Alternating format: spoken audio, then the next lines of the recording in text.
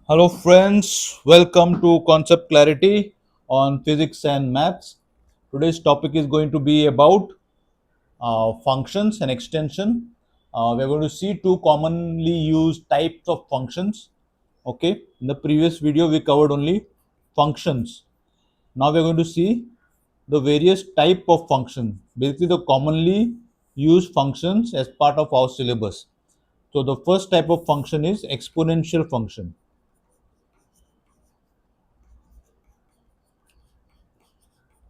and the other type of function is logarithmic functions.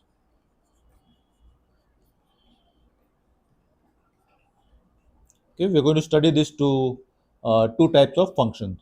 Now exponential function is something like 3 raised to power of 4. This is an exponential function, right? So this has two parts. This is the base, this is base value, and this is the exponent,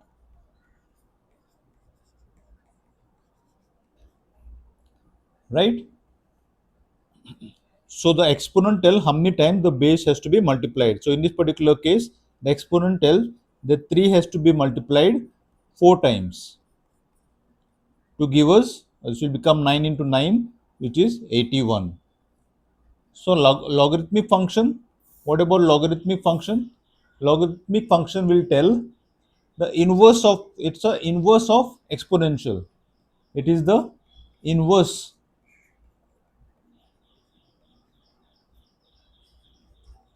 inverse of exponential,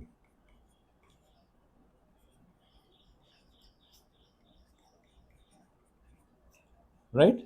So if I have to represent this as the logarithmic function, then what do I have to do? In this particular case, it's actually 3 base raised to the power of 4 is equal to 81.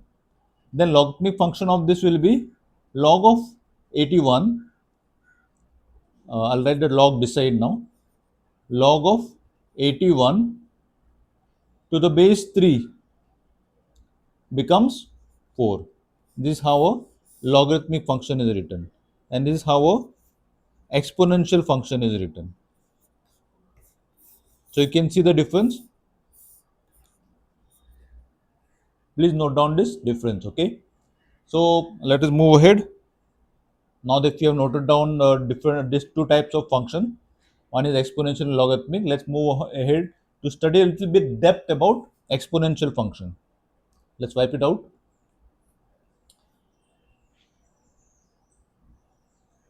So the exponent, what the exponent tells? Exponent, exponent tells how many times the base has to be multiplied. How many times base has to be multiplied. This is what the exponent tells, right?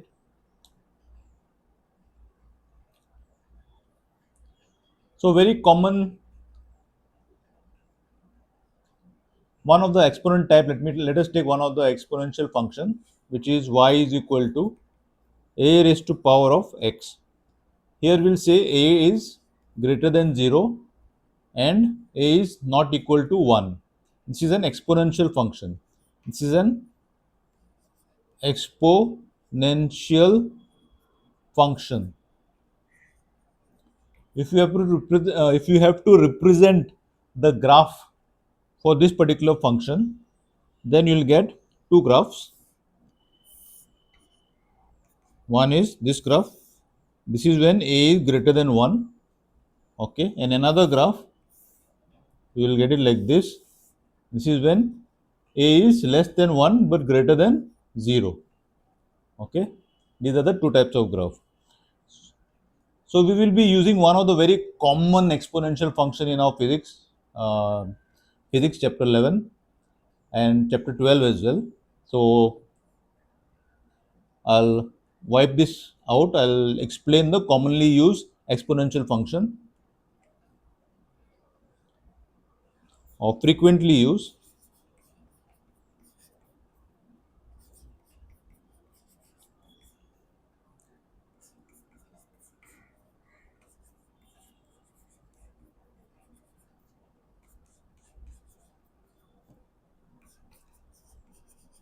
Frequently used exponential function. Okay, what is it, sir? Yes, students, very shortly, please guess it. You have come across it many times. It is e raised to power of x, where e is the value of e is 2.718.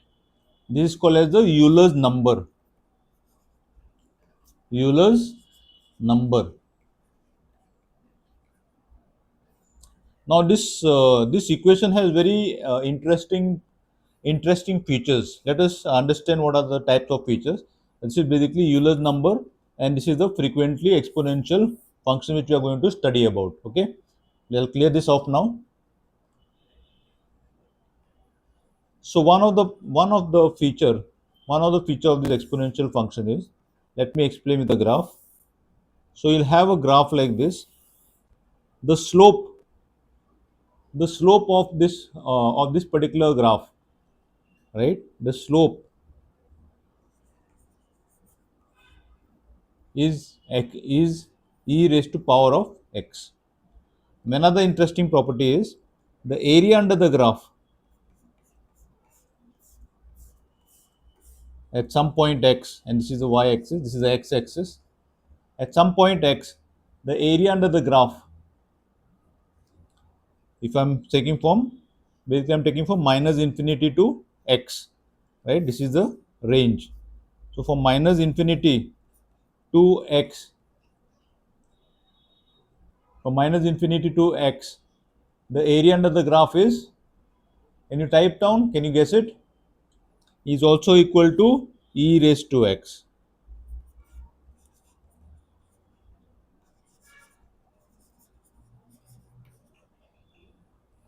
right?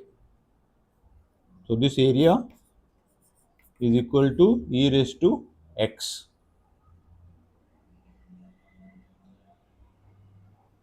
One note to remember, one note to remember is a function of written in the form of y is equal to x raised to a. This is also is called as a power function.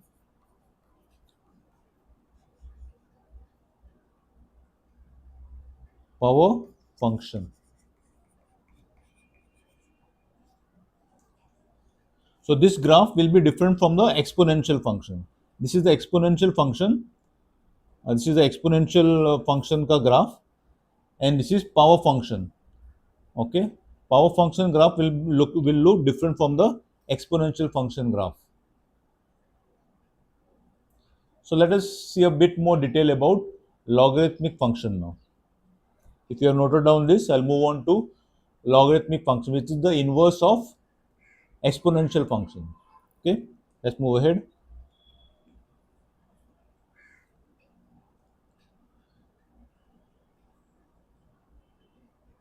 So what does the logarithmic function give us? Log function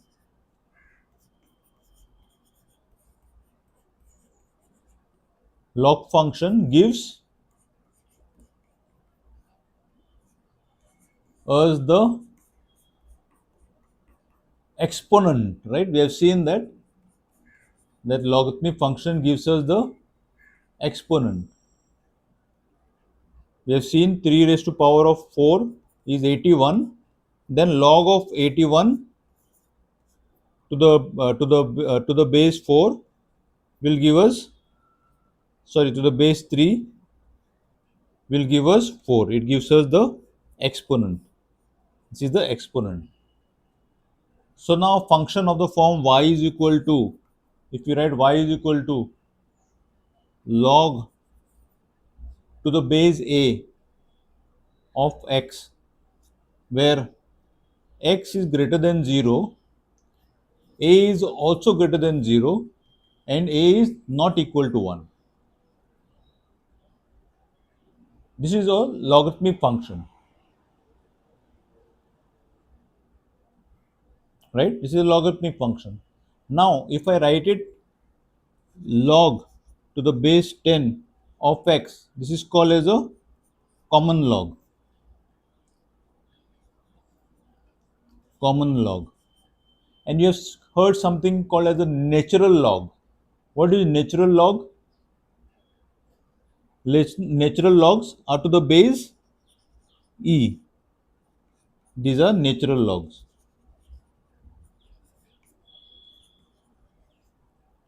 Right? I hope you understand. This is common log and this is natural log. Natural log is to the base e, and common log is to the base 10. Others, all other functions are log functions.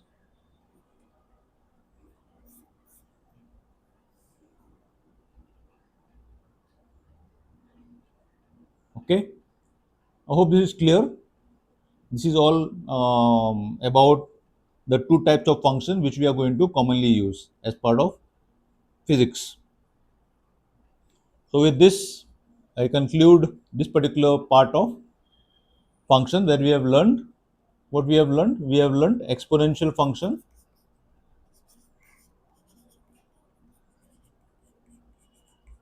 and we have learned logarithmic function.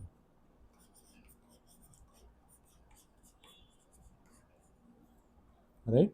We have seen here that if we can write this like 3 raised to the power of 4, then this is the exponent and this is the base. The exponent tells how many times the base has to be multiplied. Under logarithmic, uh, we saw common log. Common log is to the base 10, log of 10x, and we saw natural log.